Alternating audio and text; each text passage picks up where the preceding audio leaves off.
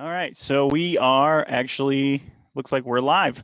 So I'm gonna click on this here button. Hang on, I got too many things open at the same time.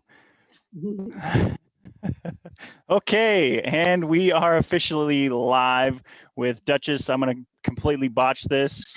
Angharad? Angharad.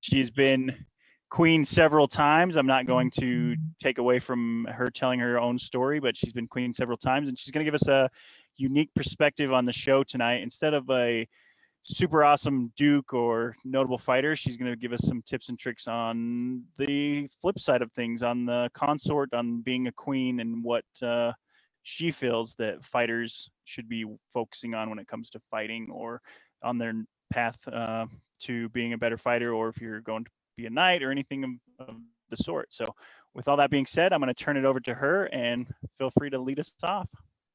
Okay. Hi, so I'm Duchess Angharad Banadaspus Drakenhefd. I've been joined the SCA in 1981. That was my first event, was at a May coronet of the Principality of Ontario, which used to be part of the Kingdom of the West. And a year later, I was crown princess. So I kind of got trial by fire a little bit. And thank goodness for all the wonderful people who'd been playing in the SCA for a while who helped me out, kind of learning the ropes and such. I've lived mostly in the Kingdom of Ontario, but I've also lived in the West, Caid, Callantyre, and I've traveled around the known world, visiting friends all over in various kingdoms, making new friends. I've been to like Pennsic and Australia and Great Western War, and everywhere I go, I meet just amazing people in the SCA. And I even tried dropping out a couple times, and I just couldn't stay away, so I came back. So sometimes you just need to take a life break and step out for a little bit, but you know, this is where your friends are and your chosen family. So absolutely love it. So out of those events, which one is your favorite? Oh my goodness, I have to say that Gulf Wars has got to be one of my really favorite events to go to. Okay. I've been, after I went for the first time, I came back to Ontario and said, guys, we have to go to this event. It's just so much fun. And after having gotten drowned out at Australia a couple of times and heat stroke to death at Pennsic, and you know, and I just happened to be lucky. Every time I went to Gulf Wars, the weather was perfect. And then the couple of the times I didn't go, they were sending back video of it pouring down rain and such. And I'm like, well, I guess I did well. Yeah.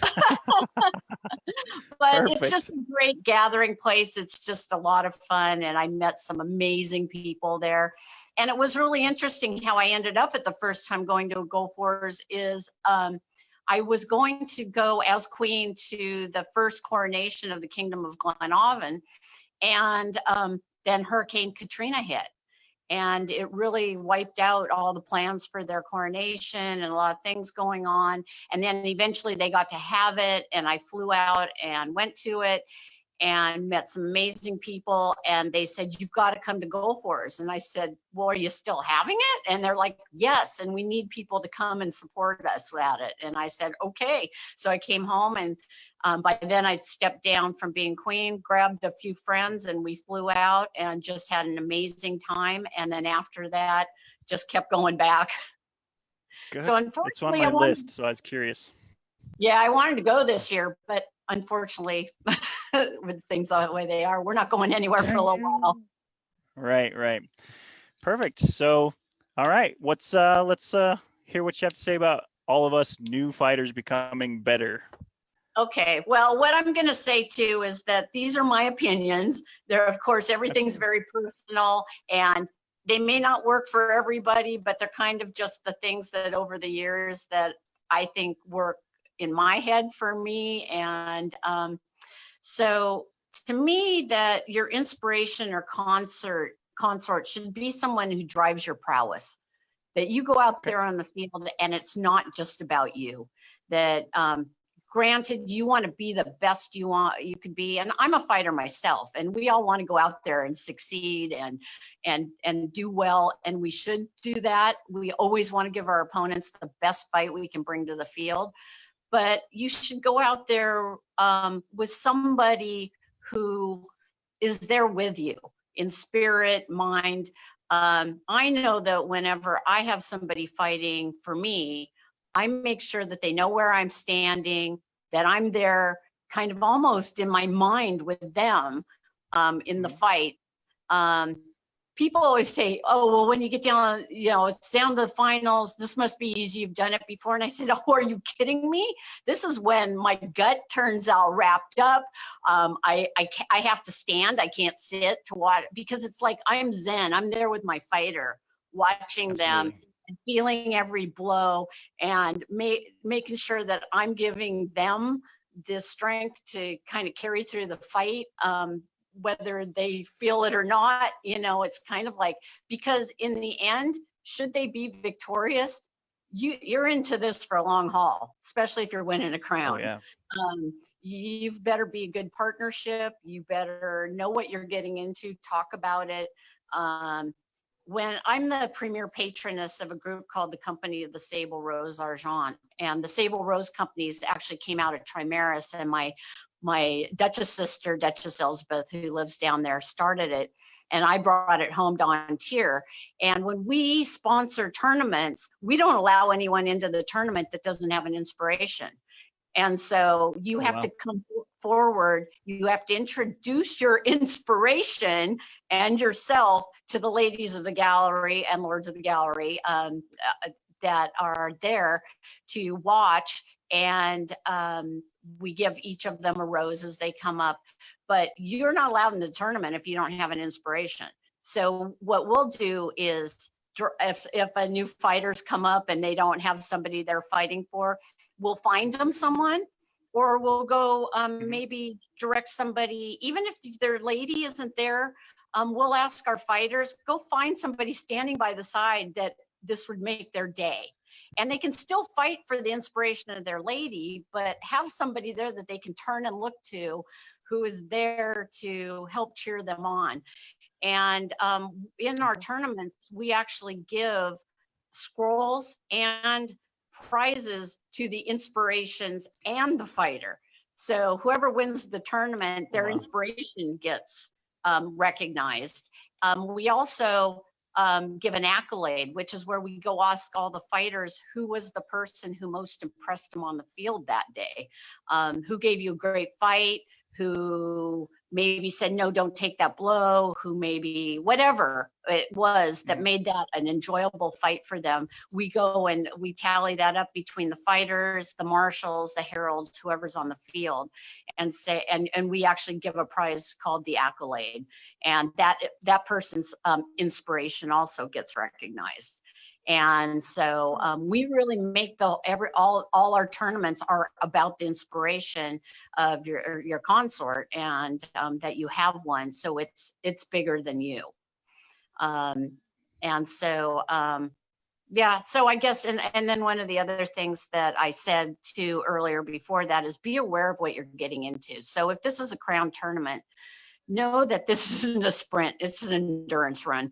You're going to be in it as crown prince and princess for a period of time, particularly if you've got a long lead up and whatever, you've got to make sure that you guys are on the same page, that you understand how each other thinks, that you're maybe not always going to agree on everything, but that you're going to, maybe you have to take it off to the side and have a discussion, but that that you can be in this together. If it's just a prize tournament, it's okay to just fight for a friend, a family member, somebody you think's cute that day, whatever, but make sure that you are being part of a team. To me, that's important. every crown that I was fought for that we won in, and actually even the ones we didn't win, I make my fighter a new favor for every single tournament. Some of them will go, I already have one. And I'm like, no, you're getting a new one, because I want you to know that I'm in this with you and that I'm putting my time into this too. I know you had to train and do all your stuff. So, and they can wear the old one too, but I want them to have a new one. So that's kind of my thing. That's me. But to me, it's, yeah, like I said, it just keeps being part of a team. So, you know, and sometimes maybe you don't have somebody to be a team with, but if you're going to go fight in a crown tournament and this person might be with you for the next 9 months, you know, crown prince and princess, king and queen, choose wisely and make sure that you guys are in it together. The other thing that will happen sometimes is people will try and play you off each other. It's like mom and dad. Oh, I'll go ask dad if I can do this. Oh, dad said no. Well, I'm going to go ask mom. That's when you always go, well, we'll think about that. We'll take it under advisement. And then you go talk to each other, because I've had that happen before. And it's like, no, kids. we're a team, and we're going to continue working as a team. Okay. You know, one of the things to me too is that, and I'm sure everybody thinks this way. I joined the SCA because I was really into the romantic idealism of the stories I heard as a kid. I was a King Arthur fanatic, you know, all the stories of the Arthurian legends, you know, and the Mabinogion, and, you know, just, you know, doing what's right. And so to me, a fighter should have honor, chivalry, courtesy, respect for everyone, whether they're on the field or off, whether you like them or not. We can all be respectful of each other. And to me, I couldn't have somebody fight for me that I don't respect, that just because they're a hot stick and might make me queen, it doesn't matter. If we got well down the tournament and they were not taking blows and they were being dishonorable, I would walk up to them and ask for my favor back and say, no, you're not going to make me queen that way, because I don't think that's right. And that's me. No, it's not. And so to me, that's what I want. But yeah. So it's like, because you've got to live with that for forever. So to me, it's like, I have to honor and have respect for the person fighting for me. And so I wouldn't let somebody fight for me that I couldn't feel that way about. And I have to say that I didn't. Luckily, everybody I've had fight for me in tournaments, we felt, you know, that we had that ability, whether we're friends or in a relationship or whatever, that that understanding's there, you know. And I think on the flip side of expanding on that a little bit is, you know, if we're out there fighting for you, it's not just our honor that's at stake either. Like if we're not taking blows, that's also a representation of you in a way as well, because we are sporting your favor. So at least that's how I would look at it as. So it'd make me want to fight even more honorably, more chivalrous, blah, blah, blah, word, and just be better. You know what I mean? Yeah, so I can see what you're saying for sure. Yeah, that's totally what I meant. And so yeah, it's it is about you're carrying that person's favor, and so how you are on the field reflects on them. And so absolutely. You know, I'm trying to, okay, so anyway, yeah. And so to me, this whole thing it's bigger than you. It's about absolutely this relationship you have with the other fighters on the field, the relationship you have with the person who's your inspiration, the relationship you have with everyone that's plays in the SCA, you know. I remember back when I first started in the SCA, and things have changed a lot now, but everything revolved around the tournament. When I first joined, I mean, when the tournament happened, everything stopped and everybody went and watched the tournament, you know. Now we've gone off to do other things, and that's fine. But one of the things that that's important to me is being there for all the fights. Occasionally there's a time where you have to like go take care of something. And if I have to do that, I let my fighter know that and that I'll be back as soon as I can. But I've even missed meetings to be there to make sure that I'm there to watch, because it's a commitment. So I want them to know where I'm standing, where I'll be for the salutes, that they are aware of that. Once in a blue moon, you'll get out of sync and they'll be turning around looking for you, you know, but I really don't like that, because that kind of, to me, if I'm looking around for who my inspiration, then I kind of am getting out of my Zen zone, you know, so I want to be ready to go fight, and I want to know where my inspiration is. I know that when Uther was fighting for me the last time when we won crown, he'd come over and kneel, and I, you know, put my hand on his head, and we do that, you know, because to us, it was kind of this whole connection thing. It's like, I'm there as, you know, as part of the fight too, you know, and not everybody wants to do it that way, and that's okay. It's just know where each other are and that you're there as a support team.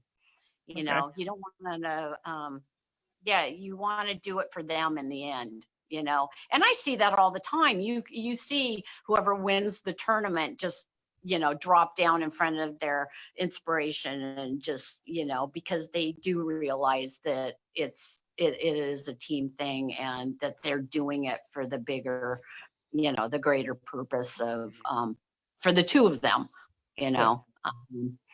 And you don't want to be an embarrassment to the person you're fighting for or anything like that. I mean, we've all had our moments, but, you know, it's when you can work through those moments and come out the other side. Well, you know, we're all humans. And occasionally, you know, I've seen people stomp off the field, and it's like, and then everybody's part of that.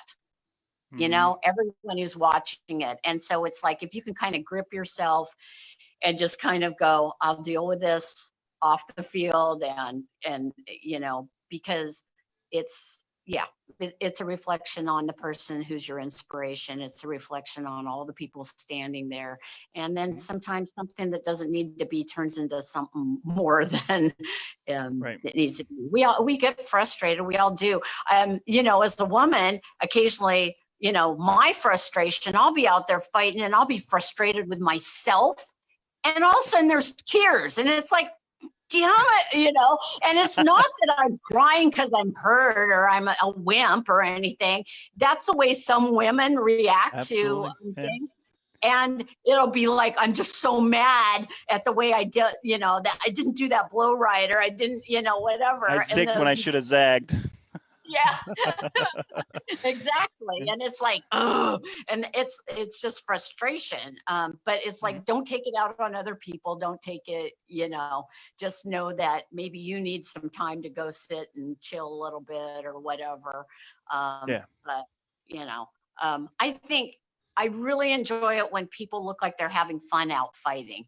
I always have fun when I'm fighting. I always have this grin on my face that, you know, and people have told me that I'll be giggling as I'm running away after I killed them. And I'm sorry, it just, you know, came out that way, you know, but it's fun, you know. Absolutely. But Absolutely. I know a lot of times we get really intense, and it's like, I got to beat this person. And it's like, no, go out and have the best fight you can have. Go out and, just, you know, have that thing with this other fighter and do your very best. And that's all you can ask to do, you know, and learn from it. And sometimes we all of us fail at some time or another. It's okay to fail, but when you fail, learn from it. And then, you know, maybe go talk to the other person and say, hey, what could I have done differently there? Or, you know, I've been there when I've been a consort, and there's been conversations going on, and it's good for the consorts to be there together too, to kind of support, you know, maybe something went wrong out there, and it's like, let's all be in this and let's talk it through, and it's come out fine, you know. So, you know, we just need to be aware a lot of times, I think. But really, this is our hobby. This is fun. This is, And I know a lot of people there. I know a lot of people who joined for kind of the reasons I did, which was the whole, romanticized ideals of the Middle Ages. And then there's other people who joined because they like the sport. And there's other people who have joined because they want to do this, that, or the other thing. And we all have our reasons. And I think we all need to respect those reasons and be part of it. But, so I can't say that my way of being a consort or inspiration is going to be the way for somebody else. But I'm always there to give advice if somebody asks for it. Anytime somebody suddenly becomes crown princess, first thing I do is walk over and say, if you have any questions, you need any help, you need a shoulder to cry on, anything, I'm here. You know where to find me. And then I walk away and leave them be, because I don't need to push my agenda on anybody, and I don't need to, they know where to find me if they need help. And I've been happy enough to be able to help other people that have been in that situation. You get down to the finals, and like me, the first time here, I'm a year into the SCA and I'm suddenly, going to be crown princess. It's like, it's scary. So it helps to lean on your network and other people who've been there before. And both as a fighter, both the fighter and the inspiration, will need that support system. Now you'll suddenly also have more people than you ever knew were your friends suddenly descend on you, and sometimes you need to go, okay, wait, let me take a breath, and we're going to step back and we'll figure out what we're going to do and stuff like that. But yeah, but it's fun. People are like, oh my gosh, are you crazy? You were queen 6 times. Why would you do it that way? And I said, I love being queen. I think it's awesome. Yes, there are times where, oh my God, I'd love to get, there's times where you go, no, I don't want to do this ever again. But you know what? In the long run, when it's over and done, people are amazing. And we have an amazing community. We have an amazing family that we've picked to be part of. I enjoy it. One of the best things about being royalty is the words you get to give out and recognize people for all the amazing things that they've done, and to sponsor tournaments and to do those things. So, I think it's definitely something to aspire to. But like I said, aspire to it in the right way, and just have fun. Sure. So, I probably talked way too fast. And no, you're okay. You're okay. We actually have a question. So that can, Sir Bree, she asks, will you explain what makes a rose tournament so special and why being asked to fight for a rose is so special? Yes. Thank you, Sir Bree. Rose tournaments are an amazing opportunity for fighters to be able to be showcased with having these past queens be there as your support system as you are coming up your way in the SCA. And many times these rose tournaments are for unbelted fighters. So it's a way to showcase them to the more experienced fighters. And I mean, it's so hard for me to go just pick one person to sponsor, because there's so many amazing fighters out there that are coming up the line. But, to have a rose select you and ask you to represent her, you are out there representing this amazing past queen who has selected you to have her as your inspiration. And so I know that many of the fighters that have been asked to be in these tournaments are really honored, to have a past queen select them to be in the tournament.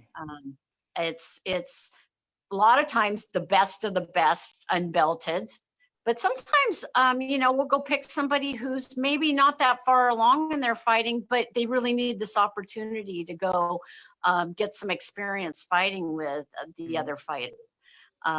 So it's just a different feel, and it's a great opportunity to showcase unbelted fighters. And I any opportunity I get to sponsor someone in one of those tournaments, I jump at the chance. Even if I can't be there, occasionally they'll happen, and for some reason I can't be there, I will send a letter.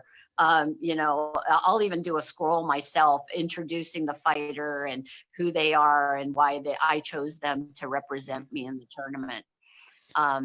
Because like I said, I think to me, anytime somebody fights for me, I'm part of a team. And I want to make sure that I'm giving them as much accolade as they are for me. Okay. So what are some of the things, like, so at like a Rose tournament, what are some of the things you would look for in a fighter or a newer fighter as you're selecting them, if you will?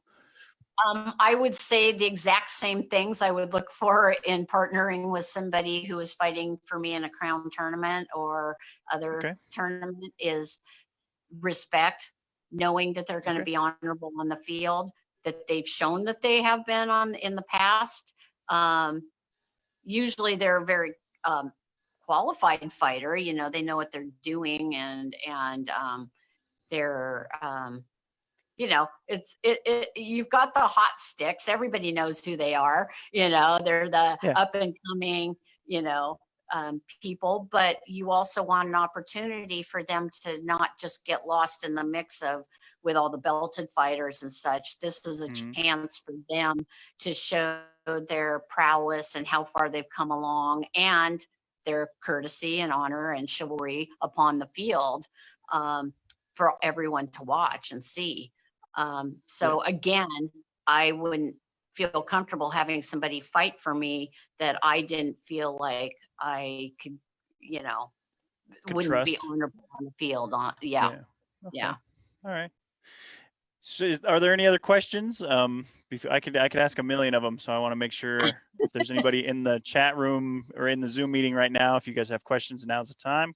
Feel free to pop on your camera and ask away. Or if there's people in the chat on Facebook, go ahead and ask any questions you have for her. Bueller. Yeah. It's Sunday evening. Yeah. Right.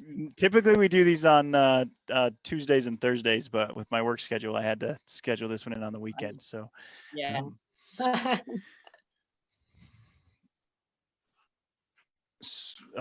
I knew he would jump on. Hi. Lash.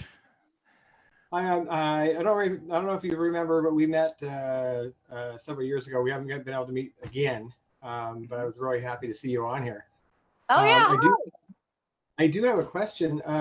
So what would be good advice for, I recently entered a few crowns and went quite a ways, to far enough that my lady was starting to worry. And what advice would you give those consorts, and especially their fighters, in understanding their reticence or their fear? I mean, you know, how as us fighters, how would we deal with our lady all of a sudden going, "Oh, this is happening. What now?" Yeah. I would say a lot of times what's helpful is to find somebody like me, you know, somebody who's been on the throne before or something, to come and stand with her and kind of, you know, just if you know somebody that's a good friend that's been in the SCA for a long time, somebody that they can feel comfortable with, to stand by them while they're watching you fight. Because like I said, when I've been fought for and we're getting down to the finals, I get the worst butterflies in my stomach. I mean, I start feeling like I'm going to be sick almost, because I'm so part of that whole, it's very nerve-wracking. And so for somebody who's never been there before, it's really scary, because it's like, what if we win, you know? And it's so I think having a support team around you, like if you have a household, if you've got some friends that have been around for a long time, to just hold her hand, to stand with her while she's watching you fight, you know, that you feel comfortable with seeing there with her. You know, I that to me is why this is our chosen family. Have your family around you. You know, if you have squires, if you have knights, if you have whoever, you know, that you're really comfortable with, bring them around you, have them gather around you and be your support system. Awesome. Thank you. Thank you so much. She's actually listening off camera. Oh, all right. Call me if you need. I'm always happy to help out. Yeah, you can find her on my friends list, Lashed. So if you haven't added her already, feel free to do so.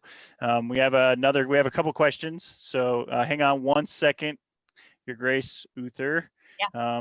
Michael Gunther, as a consort, do you feel it is your duty to be a proper lady champion, in quotes, for the group your fighter has won? And if so, do you also make him take it seriously, i.e. attending some of the group's events or working for the next championship?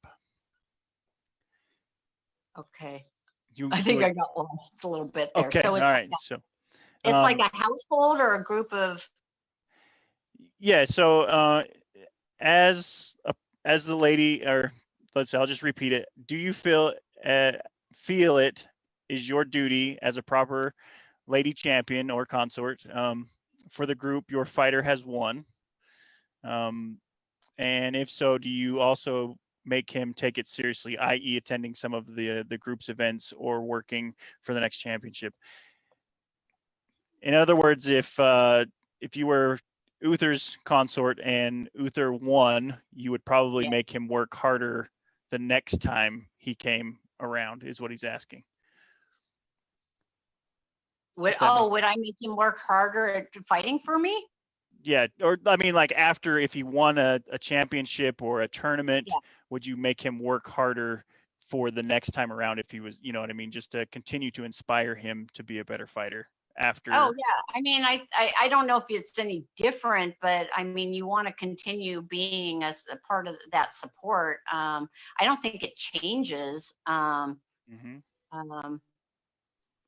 I guess I'm not quite understanding the question, but it's, I mean, you're always a team. Like Thorne and I were king and queen 4 times together. And every time we put everything we had into being you know, we didn't want to just rest on our laurels and go, okay, we're just going to scoot through this one. You know, every time we take everything we do seriously. And because everything you do affects people. And so you have to keep that in mind when you're making decisions. And, you know, sometimes you're having to make unpopular decisions, but they're what's right for the bigger whole, you know. And it might not even be something you personally would do, but you're like, well, but for the good of the group, this is what we have to do. Right. Yeah, I think that pretty much answers it. I see. Maybe Lash just posted something about it and it disappeared. Maybe it's something to do. I can actually, let me copy and paste it over. I wasn't sure if you could see the chat, so. Well, it popped up for a second and then it disappeared. Okay. Oh man. Okay. So. And I'm kind of new at the whole Zoom thing, so yeah, it's okay. It's okay. Oh, I sent that privately. Sorry to everybody. And there we go. All right. While we're figuring that out, Your Grace Uther, feel free to open up your microphone and. Oh, I just saw Michael Gunther's thing pop up, and it's to be a proper lady champion to the group. So I guess about you maybe being the inspiration for the group as the consort. So it says, do you feel it is your duty to be a proper lady champion for the group your fighter has won? And if so, do you also make him take it seriously, i.e. attending some of the group's events or working for the next championship? Oh yeah, of course. I mean, that's kind of what you've signed up for. You have to go to the events and you need to go support things. And, there's some weekends you're going every weekend during a month, to an event every weekend, and you want to take one off. And it's like, no, we made a commitment. We have to go do this. And you go. And usually to me, even if I was kind of dragging my feet, by the time when I get there, the people bring you up. You have a great time anyway, and Yeah. you're like, you want to be there. It's just sometimes you get tired. It's a big job, but I think it's all those little things that make it worth it, being Absolutely. and it is part of being the lady champion. I mean, whatever they win, whether it's crown or, their kingdom champion or whatever, if you're the consort, then you're part of that team that I keep talking about. You take on those responsibilities too. And many times, not to say anything bad about our kings or anything, and a lot of them work really, really hard, but sometimes the queens do a lot of work. And that's where, they won the tournament. Now's your turn to, you got to figure out what's going to happen at court, who's getting awards, do the scrolls get there, who's doing what. You're very much a project manager when you get into that role, so. Absolutely. Uther, feel free to, I know you've been chomping at the bit. So it's all good, brother. Hello, Hey, Your Grace. It's been a long time. I haven't been able to see you on a video or anything. I've only been chatting with you. It's been about a year or so now. It's so good to see you. One of the things I thought was amazing when I got to fight for you is you brought a ton of energy, and clearly you weren't going through the motions. You were excited to be queen, and you had reinvented yourself and brought a new you to the throne. I was wondering if you could talk about that a lot, because I know people repeat the process of being king and queen, but people think you're putting the same old shoes on. And I've never felt it was putting the same old shoes on for a lot of reasons. And I know what my reasons are, but I'd love to hear you expand on your reasons of why it's fresh and new and different for you, or how you reinvent, or what your inspirations are. Yeah. Well, and like I said, people have wondered, they've said, oh, are you crazy? Why were you queen 6 times? And I'm like, well, didn't you get it after, because they make it sound like you're crazy for doing it. And it's like, no, actually, I really enjoy being queen. And I've had long stretches of time between, like for a while there, I was queen, boom, boom, boom. And then I had this huge long stretch. And then I was queen again. Then I had another long stretch. So when you fought for me and won, I hadn't been queen for 15 years or something. I came back into it, and it was like, I didn't even know. It was like I hadn't been queen before. It was like brand new, like you said. There were awards I'd never heard of before. I was like, I better figure out what these are. And it was just fun because things change. New people come in. The SCA, when I started, is not the same SCA we have today. It's very different. And so, and then you and I were a different team than me and Thorin. We just had different things we wanted to do, and that's just personalities, but like we decided to have the best summer ever. And that was our summer of my life. So it was awesome. And so I think we at the Crown tournament, September Crown, when we were picking our successors, I think we got the entire kingdom drunk at that event. I've had people come up and tell me they've never been that wasted at an event. And because we did a big fundraiser, and we decided, how can we make this fun? And we set it up so our 3 principalities had to bring to the table their best, wasn't it mead or ciders or something? So that evening is fuzzy in my recollection because it was cocktails, and yes, it was a drink contest among the principalities for their father's love, and and that was silly and shenanigans. And what I mostly remember is I felt like all my children loved me too much. Yeah. And they all brought, we gave everybody coins that they could spend, and they put them in the dish of the drink they thought was best. And then we had gambling tables set up, and then we were auctioning off all kinds of stuff to raise money for the travel fund. And I think we raised a crazy amount of money that night. And but we went up to another party that was happening up the road. I went up there and said, hey guys, we're the royalty. We're having a party down on the Eric. You should bring your party. And the drummers and the dancers and everybody paraded down the road and down to the party we were having. And it became a entire party. Everyone on site was at our party. And we just had so much fun. So it was trying to find the fun, trying to be respectful when we have to, and be very, do the very serious things when they need to be serious, but do the fun things when there's an opportunity to be fun. I remember when that woman's phone went off in court at that event we were at, and you went over and took the phone and started talking to her daughter and going, well, yeah, we're here having court right now. Do you want to say hi to everyone? And then this and that, and then you handed it back and said, hey, everybody, mute your phones. And, it's a way to kind of make a little fun out of what's happening. You kind of go with what comes up. And yeah, there's situations where you have to deal with some really stressful and hard decisions, and those aren't always fun. But like I said earlier, sometimes you have to do it for the good of the kingdom or for whatever the circumstances are. And those are the hard times and the hard parts of being royalty.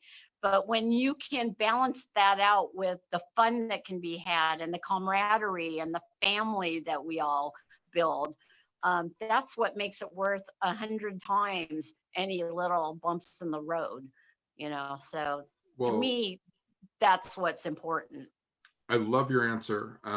You are an amazing peer because you have a career that far eclipses my own across many more years, and you seem to reinvent yourself and always be having a good time. So you must know how to bring the fun, and that might be the key of feeling young in the society, is just bringing fun. So thank you for letting me fight for you, and I'm so glad you're getting interviewed tonight and get to hear this. I was so honored. And I actually just found a photo album with some more pictures from that event from September Crown. I'm finding all my old photo albums, and there's one of you kneeled down in front of me, and I've got my hand on your head, and you were about to go out, I think, to fight in the finals. But it was just like, it's we were there, we were as a team, and all the way through from the tournament you fought for me until we stepped down. And we went to some amazing places and saw, so everybody's probably getting tired of us reminiscing here, but we had to go to Vancouver to take a flight to our northernmost shire up in Prince George.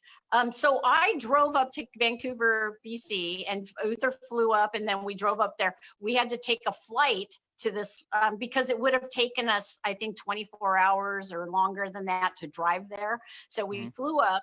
This little shire had never had the royalty there.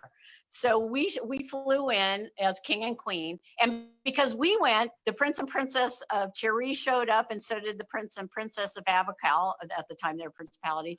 And so this little shire had like all this royalty show up in their little event, and we had the best time ever there. That was an amazing event, yeah. And that was bringing fun, because when we showed up and the princes showed up, and suddenly a group that had never seen royalty got to see royalty. And more to the point, we were part of the people and drank and partied and ran around with them and brought fun. Yeah. So it sounds back to your fun topic. We got to give them awards from our hands to people who might not have ever gotten down to a kingdom event, but were the movers and shakers that far away from the main part of the kingdom. And to me, that's always special. Very special.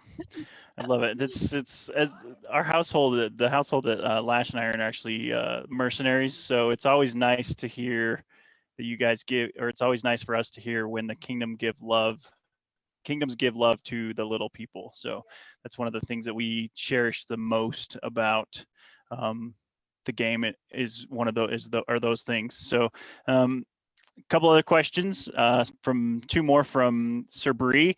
She asks, as Crown, what is something you need from your peers?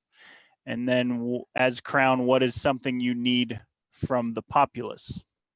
From our peers, I think it's always important to be able to go to them for advice and for being the ones who keep the eyes open, because we can't be everywhere, especially when you're in a big kingdom.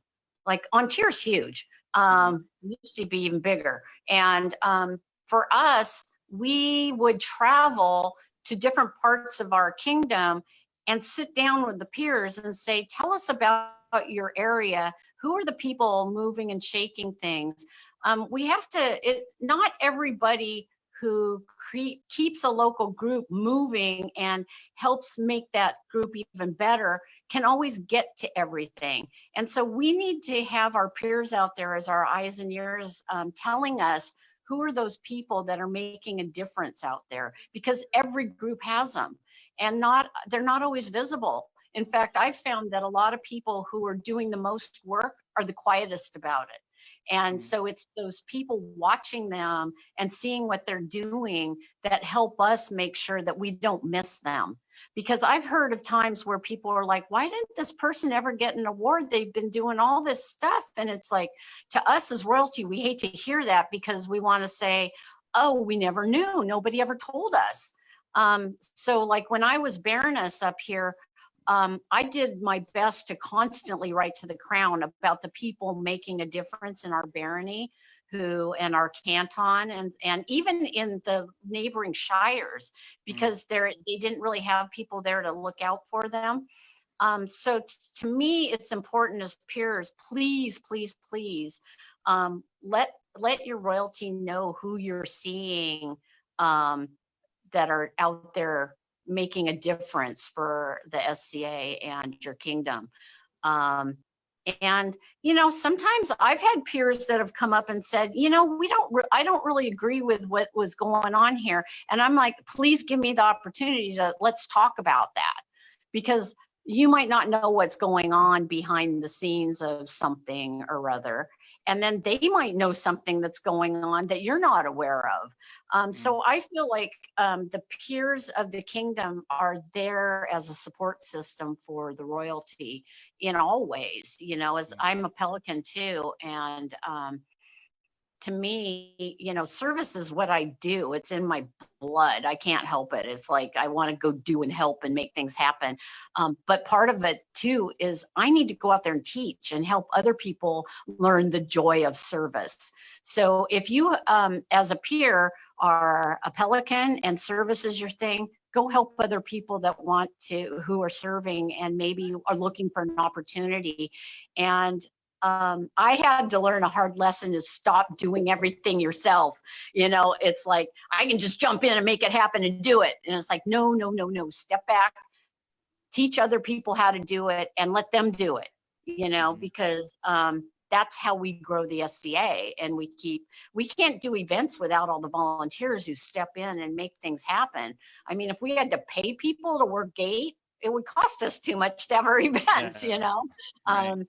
And so, and as a Laurel, go out and teach your skills to other people, because that's what brings the beauty to the SCA, and then make them known to your crown. And as a knight, go out and take on squires and go teach at our fighting practices, and then let the council and your royalty know who's really being impressive or who might need some help. But to me, it's really the peers are part of the support system. And then the people in our populace, they're the ones, like I was saying, that make, that are our future. And they're the ones that are gonna make this keep going. And so all of us should be making room for every new person who comes into the SCA. When I first joined and showed up at my first event, I just kind of jumped in feet first because that's what I do. But there's other people that have come up to me and gone, I don't really know where to get started. I don't really know who to talk to. And, if you can help direct them to the people that are a right fit to kind of help them along their path, that helps. I'm always happy to sit and talk with anybody who wants to talk. I've sat down and just sat in a camp and said, hey, what do you guys, what's going on? Start chatting after a while. And then, I might not even have my cornet on and they'll go, oh my God, you're Duchess, what are you doing here talking to us? And I'm like, why shouldn't I? you know. Am I not good enough to talk to you guys? I know. But a lot of times there's that peer fear thing. And so I do like to go out and just kind of go sneak into a camp and sit down and start chatting with people without my coronet on, because it does make some people nervous. And I don't want them to be nervous. I want them to talk to me and tell me what's going on and see if there's something I can do to help them out. Absolutely. But yeah, the SCA is made of all the people who are coming in that wave and the people who will eventually leave us. But in between, we have this great, amazing community that we're all part of. And we should welcome in those people who want to play and help them along their path. And our new volunteers are the ones who will be out working gate with our old volunteer, you know, our long-term volunteers, and you know, helping set up camp and taking it down. And, you know, it's, there's a lot of joy there to be had. So hopefully I answered the questions. You answered it to me, so that makes sense to me. So as a challenge from Sir Helga, I am supposed to ask you, out of all of the things that you've talked about tonight, what is the hardest thing for you, what was the hardest thing for you to accomplish in your SCA career, like as it comes as a consort for a night, or, you know, for crown tournament? What was the hardest thing for you to accomplish with your night or your inspiration? And what was the easiest thing for you to accomplish when it comes to that? Oh goodness, Helga, thank you. Oh geez, you know, you look back over a long career and it's like, you know, sometimes the hard things are when somebody you care about does just a bonzo thing that you have to, like, you know, deal with. And if you can quietly and carefully take care of it, and I'm not going to say any particular situation, but Absolutely. You know, it's hard. And but we're, like I said, we're all human, and sometimes, and I've made mistakes. I've made huge ones, and I've had to live with them, you know, and then there's the people who will bring it up 20 years later, and you're like, I was, you know, 20 years old. I'm sorry, I made a mistake. I opened my stupid mouth and said something stupid, you know. You can only apologize so many times, and you know what? Move on. It's you just gotta let it drop. Don't beat somebody into the ground over something they did and that they've made amends for or whatever. We just all have to move on. The easiest and the best thing, I think, in the SCA as royalty, or with, you know, with the person that you're working with, is the recognition, recognizing people, their words, you know, the being able to sit down and read all the amazing things that somebody's done and gone, oh my gosh, we definitely have to recognize it. And then their faces, oh my gosh. I mean, every time I left a court, I would just be like, oh, that person's face when they came up and they found out, they realized what they were getting as an award or something. It just makes your day. It makes it all worthwhile. Especially if they've been overlooked for a long time and they're getting an award, and you know, it just feels so good to finally say, oh my gosh, we're so sorry we didn't do this sooner, but here, we really want to recognize you. Or for those people who selflessly go out and do things that just make everybody else's world that much better. You know, I'm just so happy when we can recognize those people. It's the best, most amazing part of being, you know, royalty. And I have to say, all the theatrics and the fun is really amazing. You know, being able to plan a coronation and say, you know, do a different theme every time, maybe, or maybe do you totally get into your persona and put on this, because you're putting on a show for everyone. It is. It's like, hey, how can we make this super special and cool? You know, and that people remember it for a really long time. You know, it's those memories that carry us all through, even particularly in these really hard times right now when we're all stuck at home. You know, and a lot of us are posting old pictures or talking about, you know, old events we went to, and it's those memories and it's those people that are going to carry us through all of this until we're all together again. Exactly. That's very well said. That's part of the inspiration behind the show, is to actually connect more people that way via remote, to get them to still have that camaraderie amongst the populace and their people. So it was just actually just happenstance that the pandemic happened right after the first episode. So yeah, well, good job. You were thinking ahead of the curve. Yeah. Right. I think go ahead. And I think people remake themselves. Some people do. Some people like get in their groove in the SCA early and just, ride it through, and that's what they do, and that's all they do.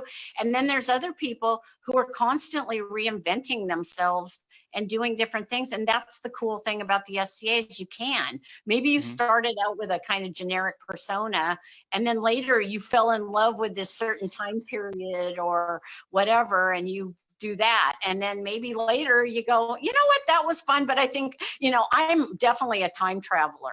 I like to wear different, I have a full wardrobe of 12th century bliots, but I also occasionally wear Scythian Sarmatian type outfits. And I have some Viking, and I have, and it's like, oh, what do I want to be today?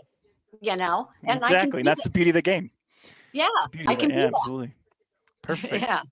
Perfect. All right. I don't see any other questions. So do you have any final thoughts or anything that you would like to share with people, maybe newer fighters that are just coming into it, or even older fighters that have been doing it for a long time? Well, when I remember when I first started fighting, early on, I was a tomboy growing up. So I just immediately went, oh, this fighting thing? Yeah, I'm going to try that. So I borrowed armor and then over the years I got my own, and I just loved going out and fighting in wars and, tournaments and stuff. Like I said, I dropped out of the SCA a couple of times and then came back. So, I've had a couple of fighters that I trained with, and that they said, oh, you could have been a knight if you'd stuck with it. And I said, yeah, but I also had other things in life to go do sometimes. And I came back, and everybody has their own path to follow, and just do it and do what you enjoy. But yeah, as a new fighter, I'd say get out there. If you're not squired to somebody, if you're squired to somebody, usually you guys have a relationship and you're figuring out, and you have different rules on how you're training and things like that. If you're just starting, go train with as many fighters as you can and figure out which styles are going to best help you learn your fighting. But I really think that you can learn something from everyone. I trained with Duke Paul for a while. I'm squired to Duke Thorin, and he taught me some of my best shots. He was amazing because he watched how I fought and then helped me figure out what the best way for me to fight would be.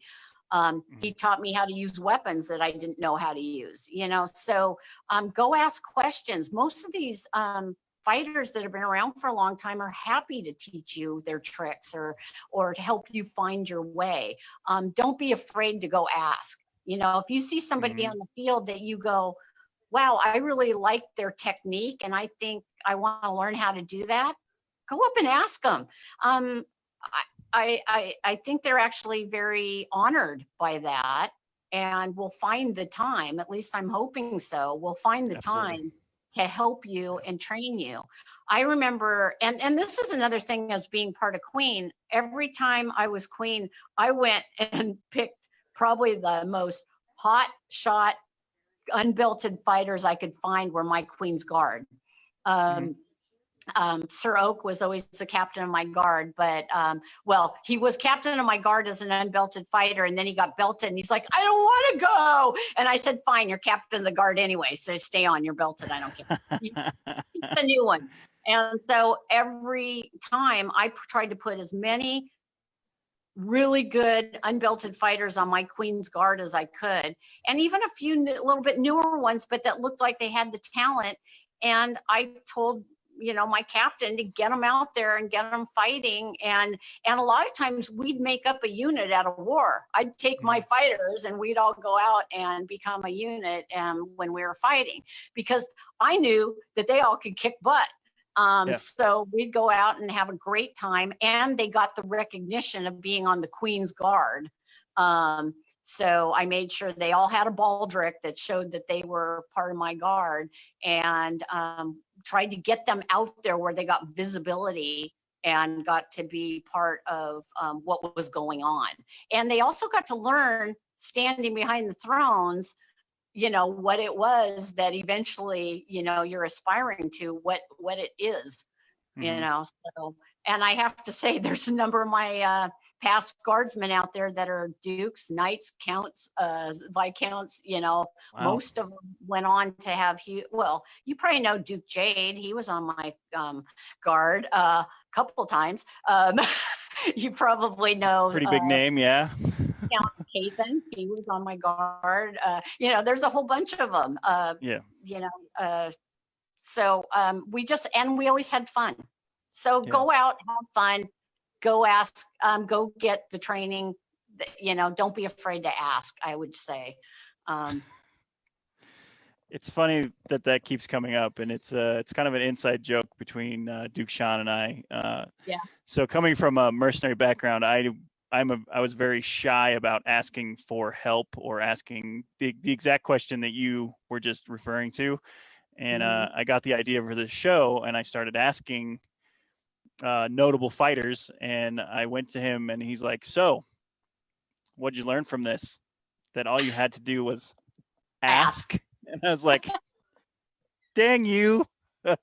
So it's very true, and it none of this would have happened, and none of the stuff that in my SCA career would have happened without that question of asking, "Help me," or "Teach me," or "Can you do this with me?" And so she speaks truth from a non-belted fighter in the SCA. So unless somebody's a jerk, and most people will be happy to help you. And if they're a jerk, you don't want to go learn from them. Don't want their help to begin with. So, okay, well, that's all we've got for today. There haven't been any other questions, and I would like to personally thank you for coming on the show and teaching us a little bit about being a consort and some of the expectations that fighters should live up to. So it means a lot to me, and I know the viewers are also enjoyed it as well. So thank you for the invite, and hi everybody that I can't see out there. You're tagged on Facebook, so you'll be able to, if you want to, you can actually go back through all the comments and see where everybody was at. And I think we peaked out at about, I want to say, at least 10 to 11 people on Facebook Live at one point, but that doesn't mean that there weren't more people watching throughout the video. So with that being said, have a good evening, and thank you again. So you too. Thanks. Yep. Night. Good night.